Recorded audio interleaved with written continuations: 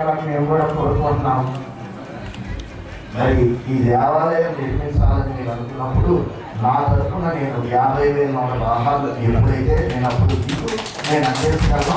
నా తరఫున నేను స్వామికి ఇచ్చే రాముల వారికి ఇచ్చే కొంచెం కానుక స్వామి శరణ.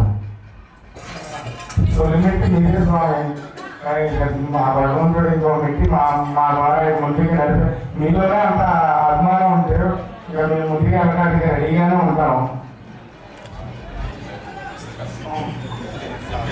అలానే ప్రసాద్ గురుస్వామి గారు ఎలా అయితే 50,116 రూపాయలు చెప్పారో, మన జేడి లక్ష్మీనారాయణ గారు మన గ్రామానికి రావటమే ఒక అరుపు అనుకుంటే వారు మాట్లాడుతూ ఒక మాట అన్నారు. ఏమంటే నిజంగా రామాలయం నిర్మాణం జరిగితే నేనే గట్టిగా వస్తాను, రావడమే కాకుండా గ్రామంలో ఉన్న పిల్లలందరికీ ఉచిత లైబ్రరీ సౌకర్యాన్ని కలిగిస్తానని వారి అన్న మాట నిజంగా మన గ్రామం ఏదో జనంలో అదృష్టం చేసుకుంది అని చెప్పడంలో ఎటువంటి అతిశయక్తి లేదు. థ్యాంక్ యూ సార్, మీరు ఆ మాట అన్నందుకు నిజంగా మేము సంతోషపడుతున్నాం. మీరు మామూలు రావాలంటే ఇక్కడ విధులుగా ఇక్కడ 50,000 రూపాయలు చాలా హిస్టరీ నాకు డిస్కస్ జరుగుతుందండి. ఇది ఏ రోజు చేయబోతుందంటే నేను పిలుస్తున్న సకాలంలో అన్నింటి బ్యాటరీ చేసేదండి. సీనియర్ దీన్ని స్టార్ట్ చేసేది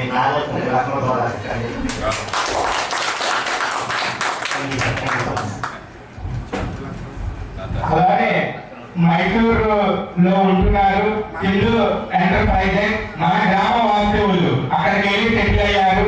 వారు నిజంగా రామాలయం నిర్మాణం జరిగితే 1,116 రూపాయలు విరాళంగా ఇస్తానందుకు నిజంగా ఈ అయ్యప్ప స్వామి జగన్మోహన్ నాయుడు ఇంత గొప్ప నిజంగా నిర్మాణం అవుతుంది. ఆ నిజం అనేది మనకి నిర్మాణం అయితే మన దగ్గర, నిజం అనేది దేవుడి దగ్గర.